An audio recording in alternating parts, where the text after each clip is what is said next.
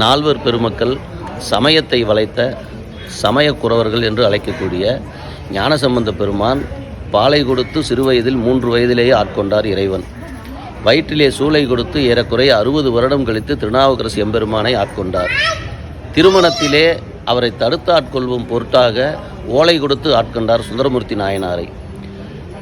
தாளை கொடுத்து ஞான வடிவமாக தீட்சை கொடுத்து இறைவனே மணிவாசக பெருமானை தேடி வந்து தாளை கொடுத்து ஆட்கொண்டார். அதனால் பாலை கொடுத்து ஆட்கொண்ட சம்பந்த பெருமானும், சூளை கொடுத்து ஆட்கொண்ட திருநாவுக்கரசு பெருமானும், ஓலை கொடுத்து ஆட்கொண்ட சுந்தரமூர்த்தி நாயனாரும், தாளை கொடுத்து ஆட்கொண்ட மணிவாசக பெருமானும் இந்த நால்வரை இப்படி சொல்வார்கள். இந்த நால்வர் பெருமக்களுடைய வரலாறு மிகவும் புராதனமானது. சைவ சமயத்தை தலை தூக்கிய காரணத்தை யார் செய்தார்கள் என்று சொன்னால் இந்த நால்வர் பெருமக்களையே சாரும். அப்படி